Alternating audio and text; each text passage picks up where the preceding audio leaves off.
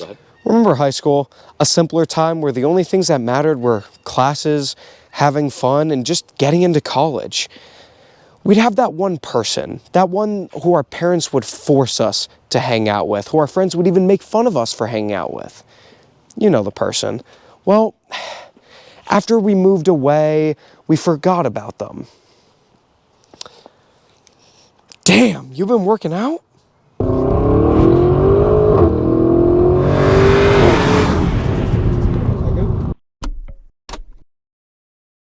Hello, back to Manual Motion. I'm Evan. And I'm Dom. And today we have this 2023 Audi SQ7. That's right, and we're back taking a look at this grocery getter soccer mom of an SUV. Yeah, but it's not that at all. This three-row barge of an SUV has one major twist, and we're going to show you it all today. And today we're going to take a look at the inside, the outside, and we're going to take it for a drive. I am so excited for this. This is an absolute monster. So we're sticking with the same format we did last time. We hope you enjoyed it. Leave a comment if you did or didn't. Consider subscribing. We have a ton of cool videos coming up. It's going to be really, really fun. Wait, does that mean we have to do like a crazy transition into the next shot? Yeah, we do. We remember Looney Tunes, right? Anyways, today this three-row family hauler has a 4-liter twin-turbo V8 pushing out 500 horsepower, 568 pound-feet of torque through an 8-speed automatic transmission and quattro all-wheel drive, which is world-renowned, as we know. This Audi V8 has been used in basically any V8 Volkswagen Auto Group car. It's been in the Lamborghini Urus, Porsche Panamera Turbo, Audi RS7, Audi RSQ8, Porsche Cayenne Turbo GT. Quite literally anything with a 4-liter V8 from Volkswagen Auto Group is this engine. This one is actually detuned because it's an Audi S, not an Audi RS car, but it still packs quite a punch. And the reason for that sporty powertrain is this badge right here, this S. So Audi makes obviously a ton of sporty cars. The S badge denotes the mid-tier sportiness. RS is their top-tier sporty. So you can't buy an RS Q7, but we have the SQ7, which is still very cool. There's not many ways you can tell this apart from regular Q7, except for a couple of really cool accents. There's a ton of carbon fiber accents on the exterior, including the mirrors and on the side of the doors. You also have a sportier front fascia and quad real exhaust tips. Super cool. We'll get to that in a second. But if you want to see this review of a normal Q7, the link is right up there. Speaking of amazing quad exhausts, here's how they sound.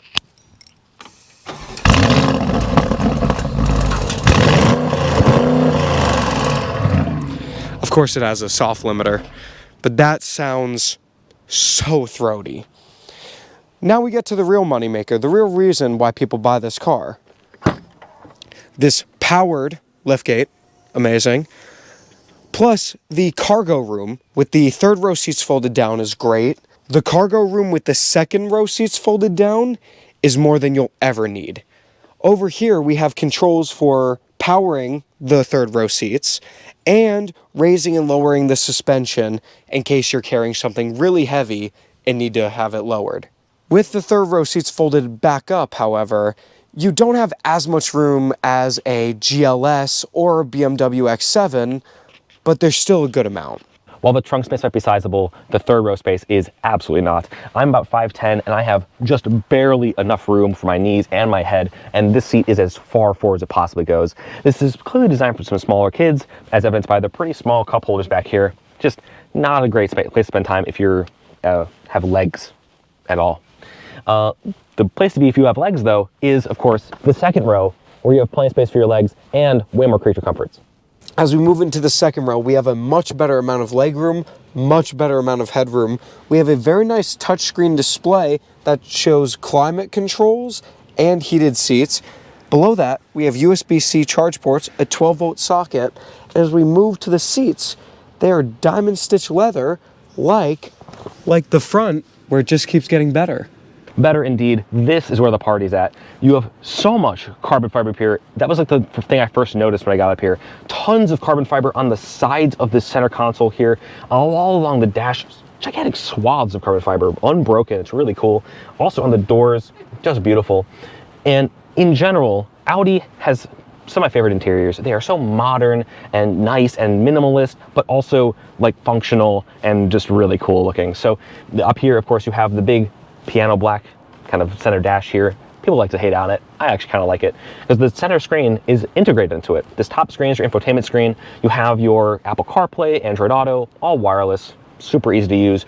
The lower screen down here is just for your climate controls. People obviously don't like when their climate control buttons go away, but if you're gonna have a climate control screen, this is how you want it. They're not integrated into the same screen as the infotainment, meaning they're always in the same place. So you have your climate controls both sides. On either side, you can swipe up and down. Super easy to change the climate controls. Heated seats, cooled seats, it's all right here. Super accessible, and again, similarly responsive, easy to use. Below that, you still have some physical buttons, but they're not really for too much important stuff. You have your parking sensors, parking cameras, things like that, driver assists. You also have a physical volume knob, and hey, we all love that. As we move to the bestie in the house, we have this beautiful leather wrap steering wheel with perforated leather. It is so nice. We have these plastic paddles, which not a big fan, but still an Audi S model.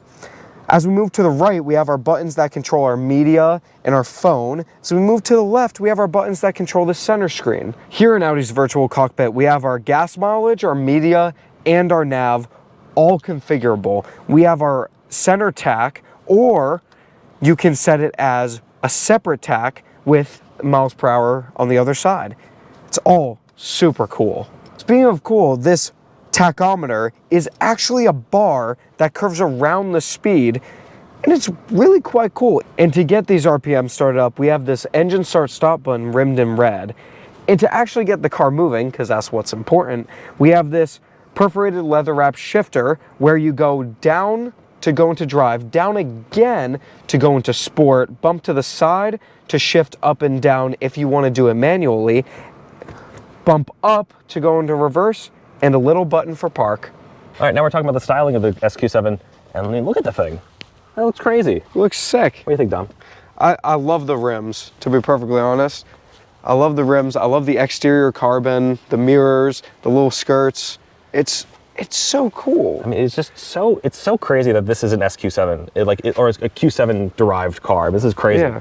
Let's go to the back. I'll show you the exhaust tips. We saw you earlier, but I mean, like, look at the rear end of this thing. It's also lower. It feels much lower, and just, it looks meaner. So cool. The black is almost as black as his black eye. So, but just overall, I mean, really stunning car.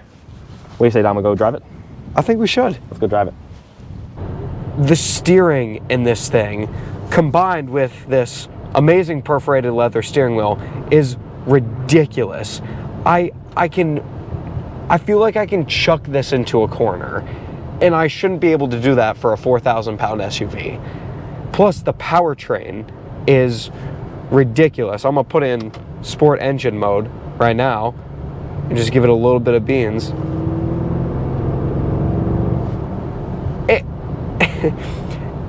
It's hilarious. A 3-row soccer mom SUV would be gapping a lot of things on the road. That makes no sense. That does not make any sense. On top of that, I'm just surrounded by luxury. Audis have the best interiors. They have the best overall feel through their entire lineup of any other car brand that I think Evan or I has driven. And I can say that confidently. The lane keep assist is fighting me. This is funny. On top of that, it's very safe. It's so comfortable. These seats are so incredibly bolstered. I am shocked at how good this car is. Completely. If I think it's this good, how will Evan think it is? Dom seemed to really like it. Let's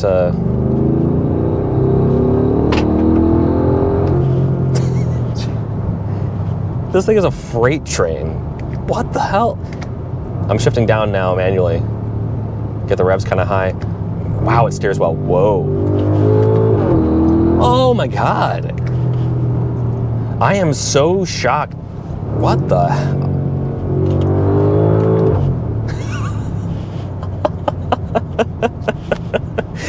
Oh, come on, man.